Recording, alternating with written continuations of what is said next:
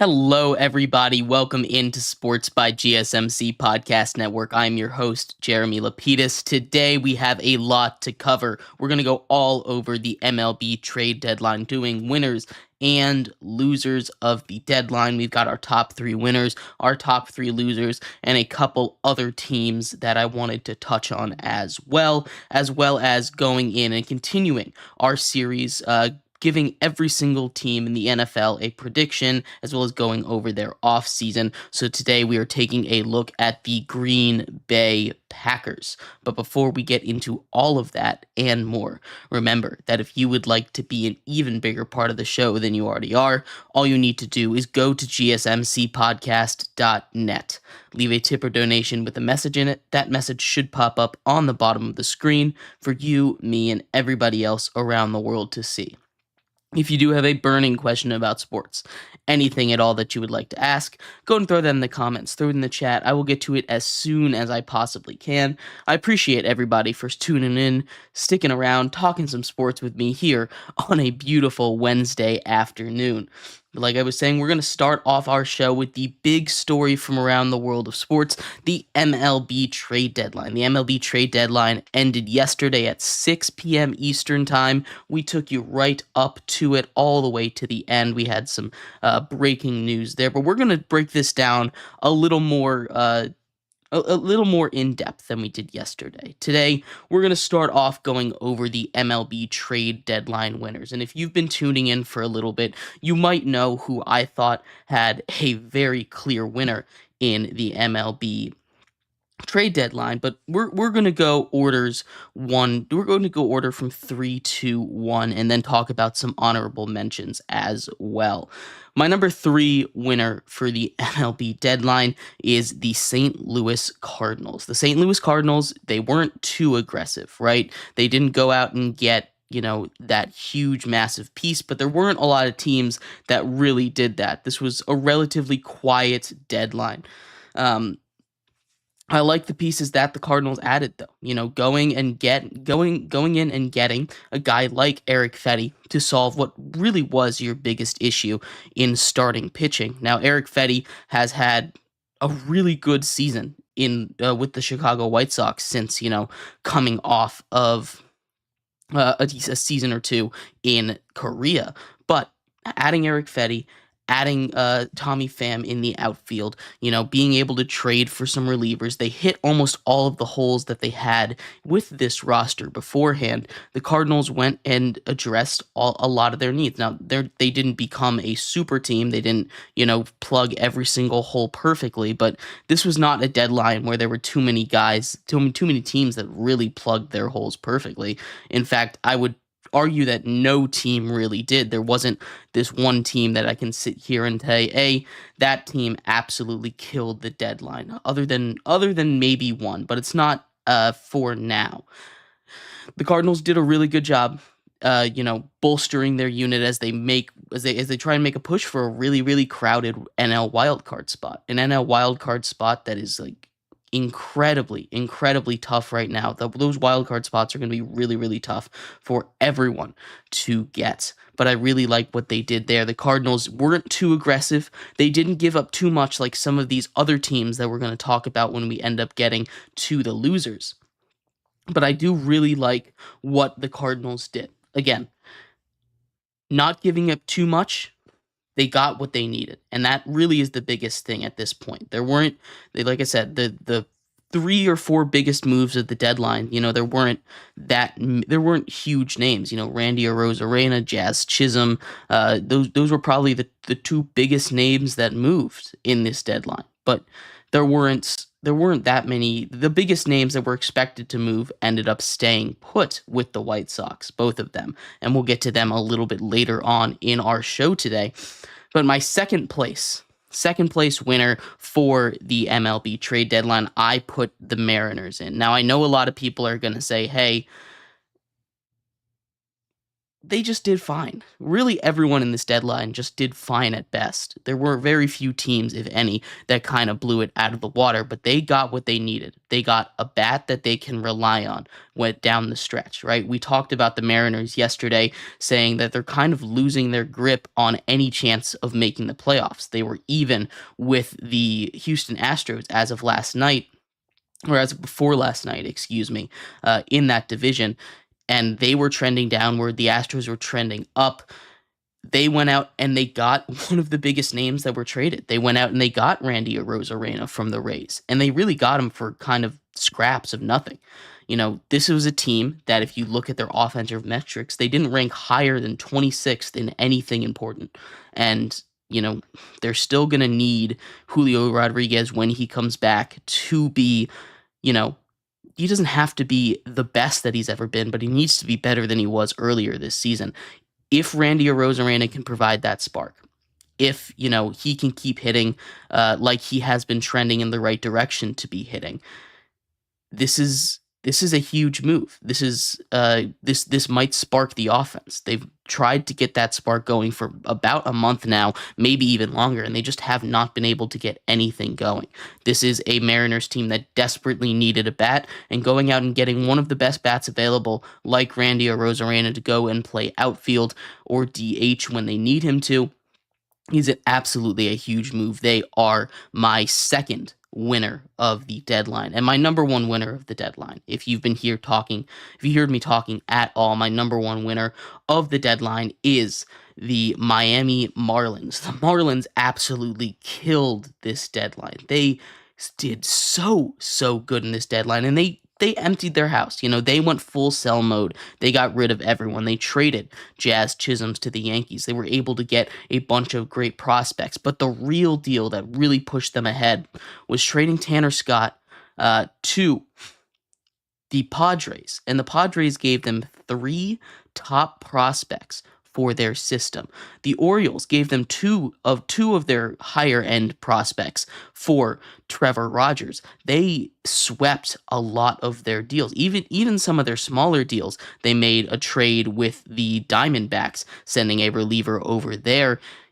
They get a high upside guy in the minors, on high upside bat. They went out and they got a lot of power bats. They went out and they got some arms. They did a tremendous job this trade deadline getting value. And I think, especially with how much relievers were going for, they really struck while the iron was hot. This is a Miami Marlins team that is in shambles once again, which sucks because it felt like they were going in the right direction after last season, right? They make the playoffs last year. It feels like they're heading in the right direction.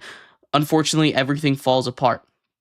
They trade away Luis Arias earlier this season, very early on in the season, and that kind of signaled, hey, we're done. We're on the decline. This is just how it's going to be from now on, right? We are out of we're out of contention, and that's kind of where they've been. But they did a really good job getting what they could this deadline. They were able to trade away the pieces that had value for more value than they probably had. And that's all you can ask for in that situation. Along the same lines, and the Marlins were my number one winner, a team that I thought got some really good value for a lot of their guys, the Nationals. And I know they didn't trade everybody that people were expecting them to trade. Kyle Finnegan is still a National.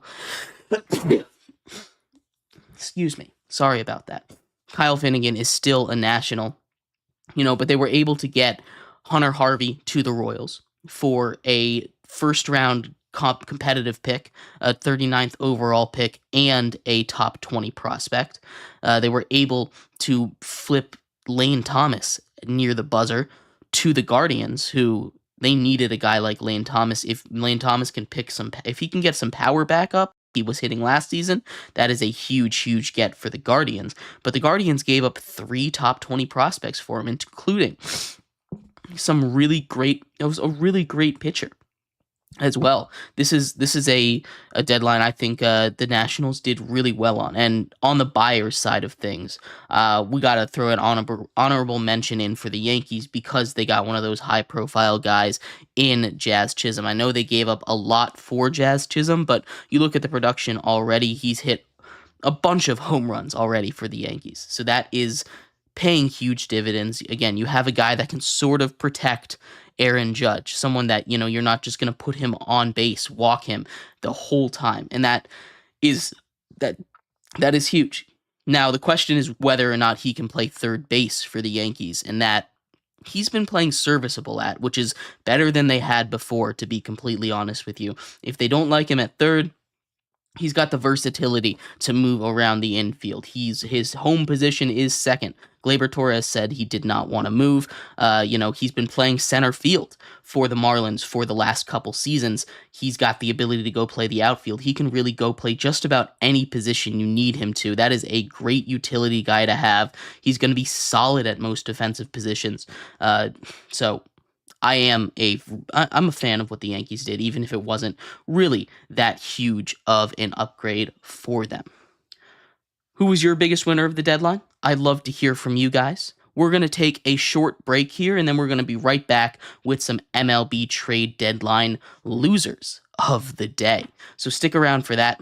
We'll be right back here on Sports by GSMC Podcast Network.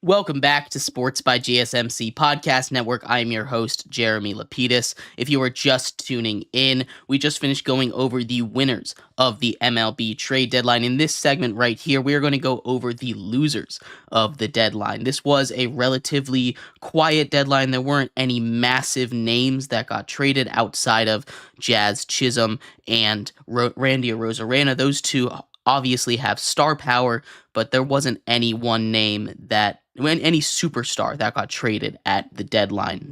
It was a relatively quiet one. There were a lot of moves, but not a lot of big name guys. And we're going to go over some losers here because there certainly were a bunch of losers. But before we do, remember that if you would like to be an even bigger part of the show than you already are, all you need to do is go to GSMCPodcast.net. Leave a tip or donation with a message in it. That message should pop up on the bottom of the screen for you, me, and everybody else around the world to see. If you do have a burning question about sports, anything at all that you would like to ask, go and throw that in the comments. Throw it in the chat. We will get to it as soon as I possibly can. I appreciate everybody for sticking around, talking some sports with me here on a beautiful Wednesday afternoon. But like I was saying, we just finished going over the winners. In this segment here, we're going over the losers of the deadline, and there were plenty.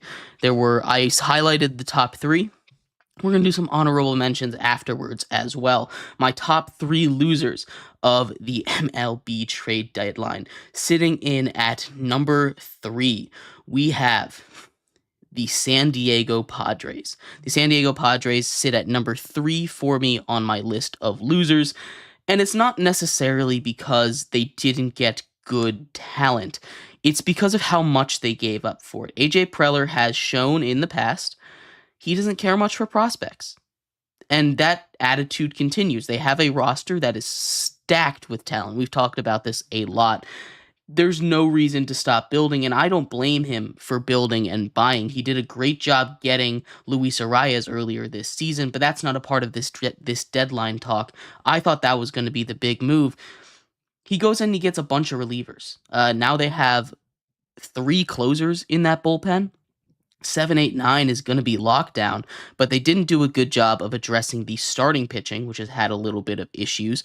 Some injury stuff has been going on with them, and giving up what they gave up for Tanner Scott, 3 top prospects in their system, is so much for a rental reliever. A reliever in general, that is a lot to give up for. You don't generally see that much, even a back-end reliever, who's been really good like Scott had been with the Marlins these last couple seasons. But it's a rental. You're only going to have him for 2.5 months. But it just does not make a lot of sense to me.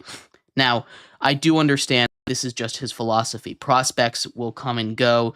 I'm building this major league roster. And I mean, you look at this major league roster, and on paper, it's so good. I mean, it's so good. This is a roster that, I mean, again, paper is paper. It isn't going to show you everything in baseball, because baseball is one of those crazy sports where anything can happen.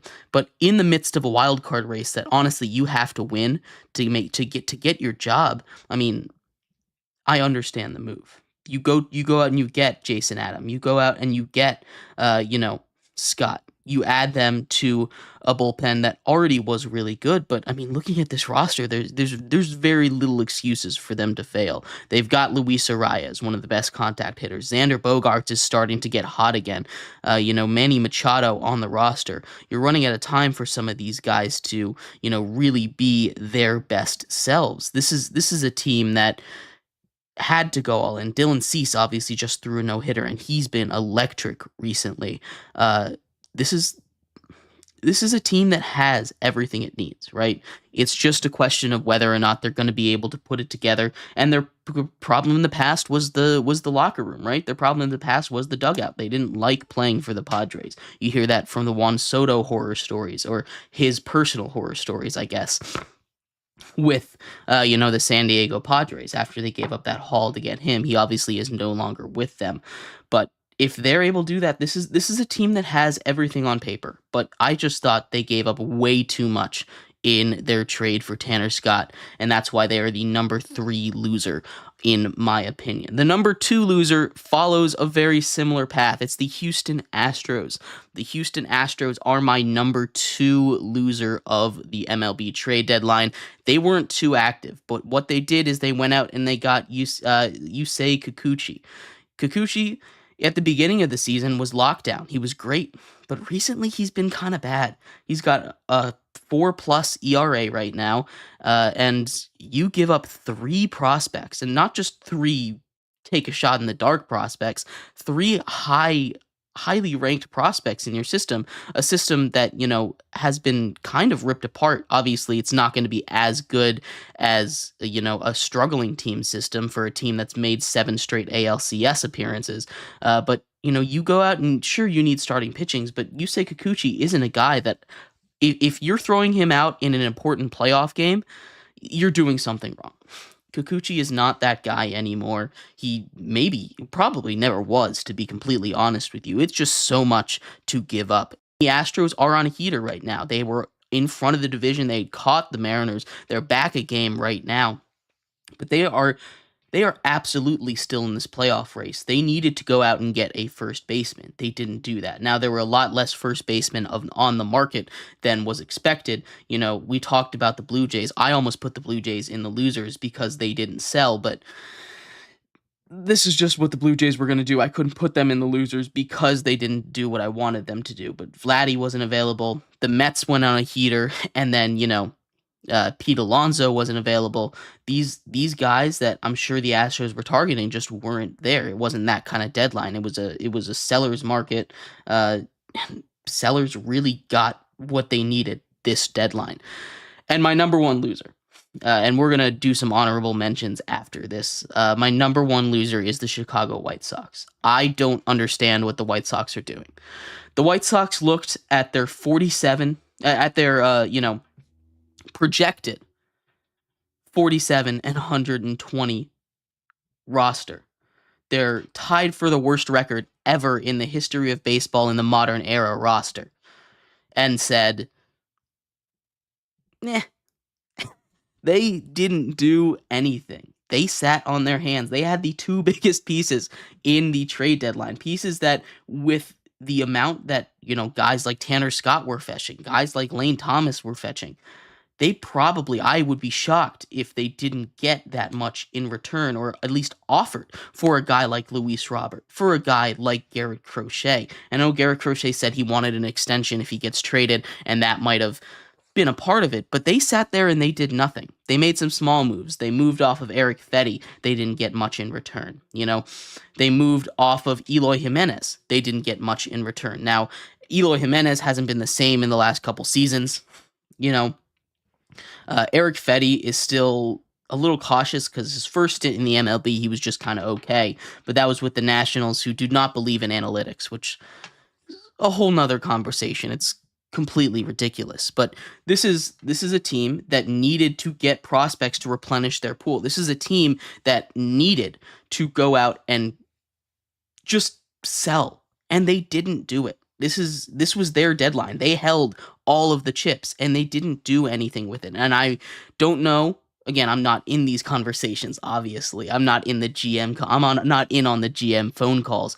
But the only way that I think this deadline could be fixed is if they trade all these guys after the season and they get a bigger haul. But now you're losing service time on these guys, and the price, you would think, would go down. Now, obviously, things can change based on performance, based on need later, but it just feels like a wasted opportunity. You had the two biggest prizes. You had the two gems that are in the center of the museum, and you just did nothing. You said, "I'm going to hold on to it." You had a Corvette in a trailer park, right? And that's what you did. You didn't do anything. This team could be the worst in the history of the MLB, and maybe they're trying to avoid that by holding on to these guys. It just does not make a lot of sense to me what they're doing. I don't get what the front office's moves are. I don't understand what the front office is looking for. I don't know what their asking price was, but I can't imagine it was that they were unable to make a deal with someone. The Orioles were desperate for starting pitching. They were desperate for it. There's no way the Orioles didn't offer the moon with their loaded, we saw what they offered for Trevor Rogers, a guy who has a 4+ ERA with the Marlins. They gave up two solid guys that are almost MLB ready. Can you imagine what they would have given up for a guy like Garrett Crochet with years of control? This is a team that was desperate for starting pitching, and they went out and got it. The Orioles did. But the White Sox I feel like they had an opportunity and let it slip right through their fingers. And maybe I'll be wrong about this. I'm always going to be wrong about something in baseball, right? Because baseball is impossible to predict. We've had the most insane stretch of winners recently. You never know what's going to happen. It's a very long season for a reason. But I just don't understand what the White Sox are doing. The other losers, I kind of talked about them a little bit. The Orioles, they paid a lot for these starting pitchers. Now, I like that they went out and were aggressive with the market. I really do. They went out and fixed a lot of their holes. I just don't love how much they had to give up for talent that is just mediocre. Again, there weren't a lot of great starters out there. They probably could have gotten Jack Flaherty, I assume, especially for what the Dodgers had to give up for him, which was like nothing. He would have been better than Trevor Rogers, probably. I like the Zach Eflin. I still believe in Zach Eflin, but that is a big contract to go ahead and get from the Rays, and hopes that he turns it around. And maybe he does, but I didn't love their deadline either. But anyway, let me know what you thought of the trade deadline. I'd love to hear your thoughts on it. your winners, your losers. Again, my three big winners were the Marlins, number one winner, the Mariners, number two, the Cardinals, number three, and my three big losers, the White Sox were the biggest losers, the Padres were the second biggest losers, and the Astros were number three. Let me know what you think in the comments. I appreciate you guys taking time. We're going to take a quick break here, and we're going to take a look at the Green Bay Packers. We're going to break down their offseason. We're going to break down everything that they did, give them an offseason grade, take another quick break, and then give them a record prediction. So stick around for all of that. We will be right back here on Sports by GSMC Podcast Network. Looking for your daily fix of sports talk without having to pay for it? GSMC Sports Network is available on YouTube. Just search GSMC Sports Network. Get your fix of daily sports talk shows on YouTube, absolutely free. NFL, college football, NBA, MLB, MMA, UFC, fantasy football, and so much more. GSMC Sports Network has shows running all day long, with new sports shows starting every 2 hours. Just like on your favorite cable sports channel, except GSMC Sports Network is absolutely free. Just search GSMC Sports Network on YouTube to catch one of your new favorite shows, like the GSMC College Football Podcast, Chip Shot Football Podcast, Hoops and Heels Women's Sports Podcast, GSMC Basketball Podcast, and so many more. Check it out for yourself. GSMC Sports Network, now available on YouTube absolutely free. Search GSMC Sports Network on YouTube.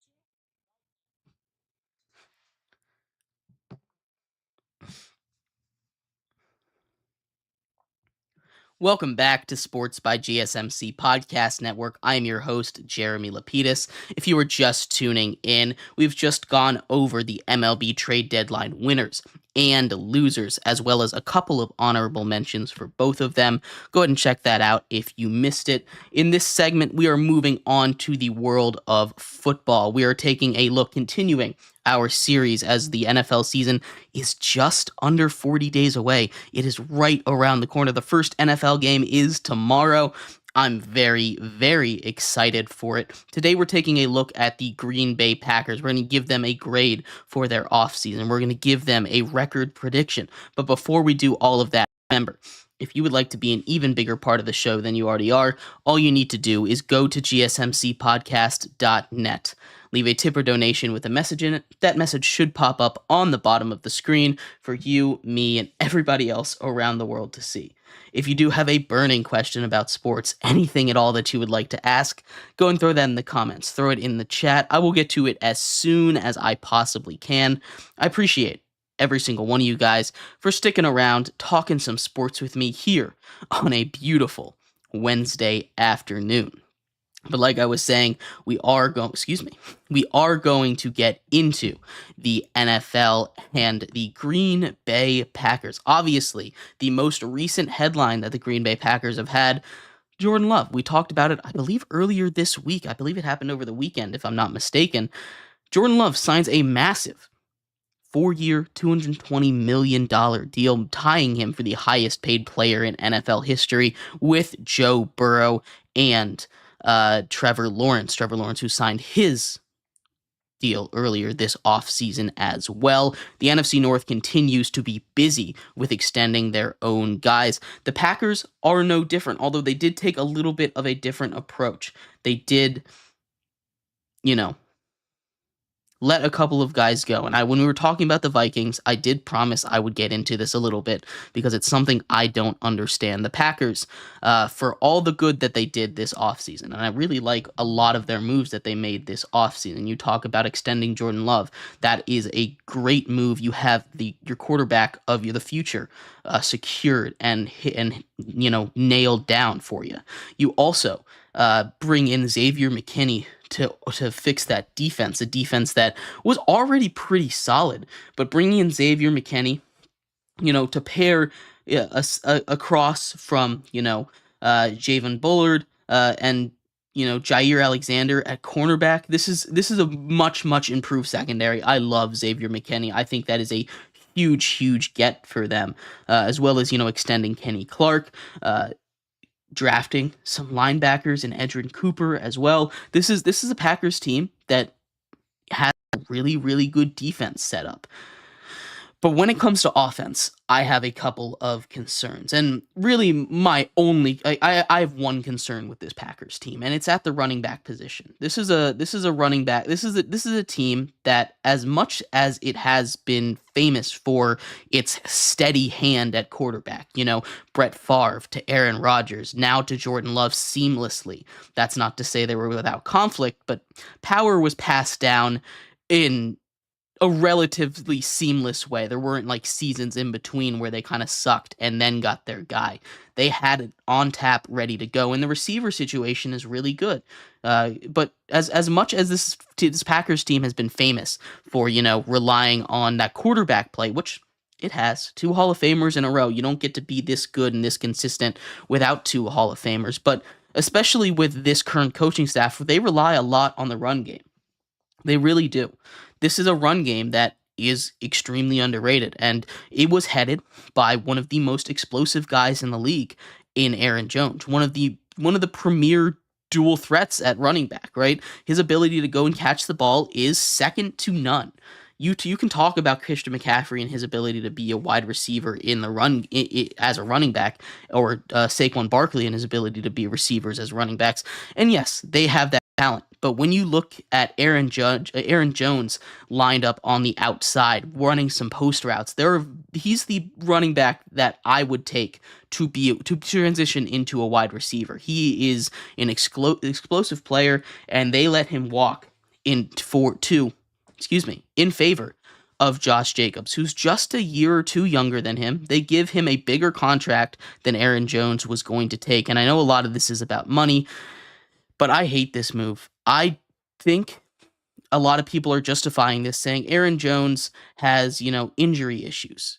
Have you not been watching Josh Jacobs? Josh Jacobs goes off for a season, leads the league in rushing, doesn't play for a year because of injuries. Leads the league in rushing, doesn't play for a year due to injuries. This guy is just as inconsistently available as Aaron Jones is. And he doesn't have that same pass catching ability. He's not as explosive, as fast.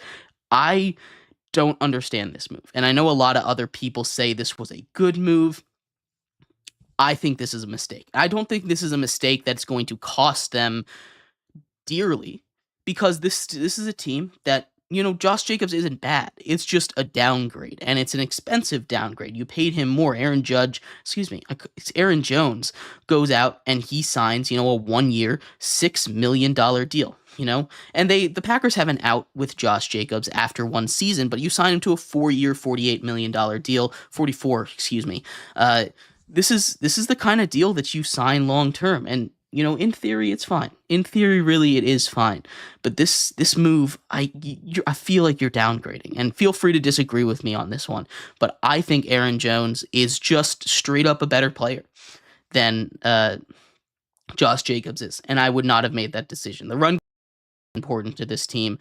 And while it will be fine, it will be solid, Josh Jacobs just does not bring the same skill level to the table, the same skill set, I should say, to the table that Aaron Jones did. What they were able to do with him in the offense and be creative, they're not going to be able to do with their running backs anymore. I mean, you end up bringing back A.J. Dillon, but he was never a pass catcher, and he's had a couple of bad seasons as well. He, in the depth chart, has fallen to third behind Marshawn Lloyd, who looks like he's going to take that backup role. But outside of the running back, which I do have obviously my issues with here, this is a really good and a really young team. You want to talk about a young, exciting wide receiver core?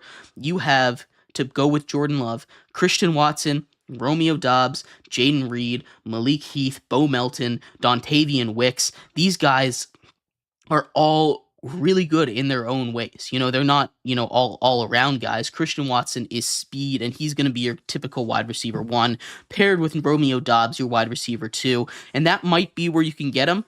They don't have, that elite wide receiver, but that is a 6 wide receiver rotation, all of whom are really good. You could plug in and play on most teams, these guys, at least in a gadget role for all of them. And they're going to be able to be really creative offensively. They're going to be able to go and do whatever, they want offensively because they have all these weapons.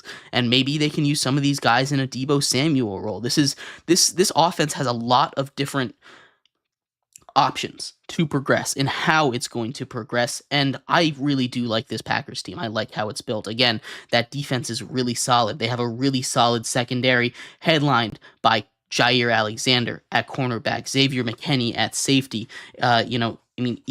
Even their other guys, Eric Stokes, solid, fine. You want a little more depth, but this is a Packers team that isn't really super weak at any position, and this is a team and we've seen them. They obviously went on a little bit of a run last playoffs. They beat they won a playoff game with Jordan Love, and he looked great. This is a team that if they can continue their production, especially down the stretch of the season, they were 2-5 at one point last year, and they came back and made the playoffs and won a playoff game.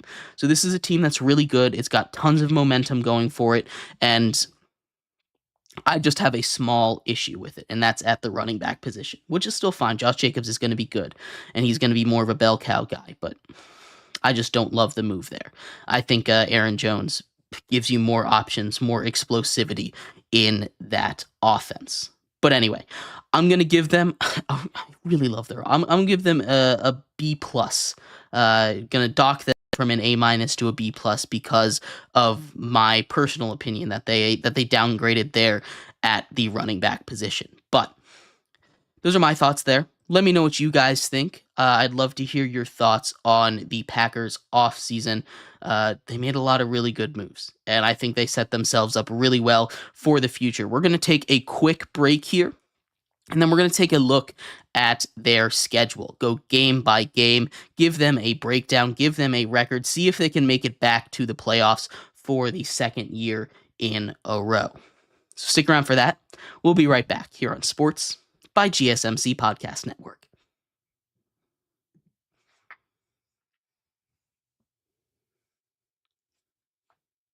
For the best and latest podcasts available anywhere, go to the podcast app on your cell phone and type in GSMC to access free content-rich podcasts on health and wellness, book reviews, sports, entertainment, relationships, social media, movies, technology, finance, and even weird news. Subscribe and download the GSMC Podcast Network's family of shows, available everywhere podcasts are found.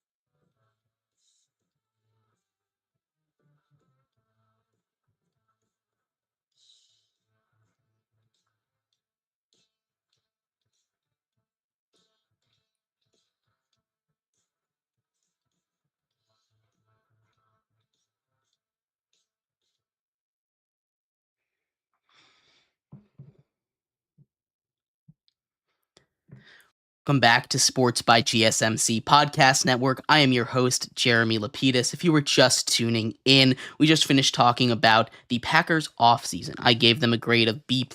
My one worry with their team is the downgrade at running back, but I really love the extension for Jordan Love. They really did a great job getting great value defensively. I love the Xavier McKinney signing. That is a huge get for them in an already pretty solid secondary, but going out and getting him as well as it wasn't a super exciting draft, but they drafted where they needed, and they didn't really make any huge reaches or jumps in their draft class either. In this segment, though, we're going to take a look, obviously, at their schedule, give them a record, see if they're going to make the playoffs again with the Jordan Love regime, or Jordan Love era, I should say, officially underway now that he signed his massive contract extension. But before we do, remember, if you would like to be an even bigger part of the show than you already are, all you need to do is go to GSMCPodcast.net. Leave a tip or donation with a message in it. That message should pop up on the bottom of the screen for you, me, and everybody else around the world to see. If you do have a burning question about sports, anything at all that you would like to ask, go and throw that in the comments. Throw it in the chat. I will get to it as soon as I possibly can. I appreciate everybody for tuning in, sticking around, talking some sports with me here on a beautiful Wednesday afternoon. But like I was saying, we are going to get into the Green Bay Packers schedule, season preview for the Green Bay Packers. Taking a look at this here, they play, again, not the toughest schedule in the world. Now, by no means is it super easy, but it's not the toughest schedule in the world. This is a team, again, that improved from last season. Last year, they were able to sneak into the playoffs after starting off nice and slow. They have a nice bye week, week 10, kind of middling, gets you ready for the slog that is the last half of the season, going up against a couple of tough opponents after the bye. Pre-bye, though, they obviously start their season off in Brazil, Friday night, second game of the season against the Eagles. But then they don't play another playoff team until or at least from last season, until week 5, where they play the Rams. They only play 4 playoff teams before their week 10 bye. That being the Eagles, the Rams, the Texans, and the Lions. They only play 4 playoff teams from last year beforehand. So this beginning of the season is going to be important for them if they want to challenge for the for a top seed for a division for the division, really. This is a team that could be challenging for the division after everything they added this offseason. But let's start off in week 1. They take on the Eagles. The Eagles are much improved as well. I like what they did over there with adding Saquon Barkley, a team that was on the opposite trend of than the Packers were. They were heading down when the Packers were heading up. I'm giving the Eagles a win here in week 1, going to Brazil. I just think the Eagles are going to be ready for it. Not that the Packers won't be, but I think the Eagles are a better team than the Packers are, and the Packers start off 0-1. Week 2, rebound at home, a home opener against the Colts. They take on Indianapolis here. I like the Packers in this game. Like I said, I like this Packers team. This is a team that's really good. Now, the Colts are going to be scrappy. They're going to be solid, but I'm giving the Packers a win here against the Colts, 1 in weeks. Heading into week 3 against the Titans, another battle against the AFC South, a division that could be really good or could be really, really bad. It could go either way at this point, but we're taking the Packers just to go 2-1 in the early season, beating the Titans on the road before heading back home to take on the Vikings. And I think the Vikings are going to win this first matchup against the Packers. This is going to be an interesting game. I'm curious to see what this quarterback situation is for the Vikings, but I think the Vikings will take care of business against the Packers. 2-2, heading into week 5 against the Rams, their second playoff team of the first half of the season, we'll say. They take on the Rams in LA. Matthew Stafford in LA, I think, is going to be too much for the Packers to handle. They take care of business, handing the Packers the 3rd loss of the season as they fall to 2-3. Week 6 against the Cardinals. Back home, a lot of travel for them. Home, away, home, away. The Cardinals have a little bit of an easier travel schedule there. But I'm going to give this one to the Cardinals here. They haven't taken nearly as many plane miles there, and the Cardinals at that point, at least when my model is 100% correct, heading into week 6, of course, the Cardinals will be 0-5 at that point, break the streak against the Packers. It's 3 straight losses for the Packers, heading into a tough game against CJ Stroud and the Texans at home. but I'm going to give this one to CJ Stroud. I think that team is much more put together, and I really like all their offensive weapons. So that's 4 straight losses for the Packers, and after Week 7, they fall to 2-5. 2 more games into a much needed bye. And I have the Packers winning those next 2. First one on the road at the Jaguars. Trevor Lawrence, a battle of quarterbacks that signed $55 million contracts this offseason. I'm giving it to the Packers as they break their losing streak to 3-5 before going to take on the Lions in Lambeau before the bye. Rivalry game. This is an important game for the division. I'm taking the Packers in this game as well. They win 2 straight heading into the bye week, Week 10, and enter in at solid form. 4-5, not the worst. They head into what is the harder half of their schedule, having to take on the Niners, the Dolphins, the Lions, the Seahawks, and a couple of other teams. It's a relatively balanced schedule, but the heavy hitters are on the other half of it. They take their bye week, and then they go and face the Bears and Caleb Williams for the first time. The Bears and Caleb Williams have not been much of a problem for the Packers recently, and I don't see anything changing there. The Packers win their 3rd straight game, this time coming off of a bye, and improve to 5-5 on the season. And then a big test at home against the San Francisco 49ers. Obviously, we saw how this ended last season. I'm taking the Packers to win this game. The Packers, Jordan Love, I think they'll be good enough to take on the 49ers. The 49ers aren't going to have a perfect season this year. I have them losing here to the Packers. So that's 4 straight wins after 4 straight losses. They improve to 6-5 on the year. It doesn't get easy because then they play the Dolphins and the Lions back to back. Dolphins are at home in Week 13, so if it snows, maybe this changes, but I'm giving the Dolphins a win here. Obviously, we know Tua's issues with the weather sometimes. But I'm going to believe in this Dolphins team, and I'm going to believe in Tua to improve. So I'm taking the Dolphins to win this game and the Lions to win at home as they travel down to Detroit. They're not going to beat the Lions twice this season.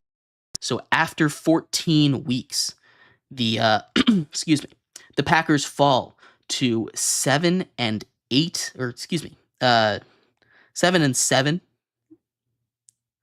I apologize. I did my math wrong at this point. They are 6-7 on the year heading into Week 15. Now, to close out their season, they've gotten through the hard part. They get the Seahawks, who could be a challenge, the Saints, who I feel like are going to be really up and down, the Vikings, and the Bears. Those are 4 teams who didn't make the playoffs last year to close it out. They probably, at this point, to guarantee a playoff spot, probably have to win out here. This is probably a good spot to be. 4 straight games against teams that they can beat. I'm giving the first win to the Packers against the Seahawks. That is in Seattle. It is a tough matchup. I do like Geno Smith a lot, but I think the Packers will figure this one out and win this game. Week 16 at 7-7, they take on the Saints. The Saints in Lambeau. I think Derek Carr might not even be quarterback at that point, but the Packers will take care of business there. I don't think that one will be too close. Then they go to Minnesota, take on the Vikings. 2 division games to close it out. This is where it gets dangerous. You get the Vikings and the Bears. You basically have to win out here. There's still a shot for the division if the Lions lose out here, but against the Vikings, I'm giving them a win. They're now at 9-7. They don't have to win to guarantee a playoff spot against the Bears, but it would make them a lot more comfy. Go up against the 4th seed. They would probably clinch the 5 seed in the NFC if they win this game against the Bears. And their trend against the Bears, I don't think is going to end here. I think they sweep the Bears this season yet again. Finish 10-7, make a playoff spot. Depending on tiebreakers, might be the 5th or 6th seed in the playoffs, depending on what their tiebreaker is with the Cowboys. So I have them making the playoffs, ending 10-7. Again, a really good offseason for the Packers. I really do like what they did, and I think they took care of business really well. Let me know what you guys thought of the Packers, what you expect them to do this offseason, or what you expect them to do this season. I'd love to hear your thoughts in the comments. Thank you, everybody, so much for tuning in to today's episode of Sports by GSMC Podcast Network. I've been your host, Jeremy Lapidus. We'll be back same time, same place tomorrow, going over all of the major news from around the world of sports, going over the Chicago Bears to finish off the NFC. That's right, we're halfway through our predictions now, or we will be as of tomorrow. NFL football returns tomorrow. Very excited to talk about all of that and more with you when I see you next. And I will see you then. Bye-bye.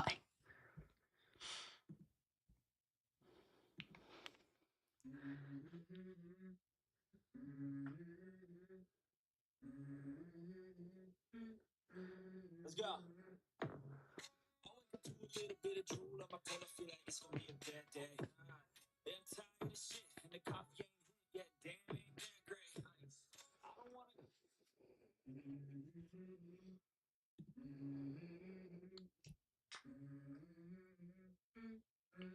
Let's go. Feel like it's gonna be a bad day. I'm tired of shit, and the coffee ain't hit yet.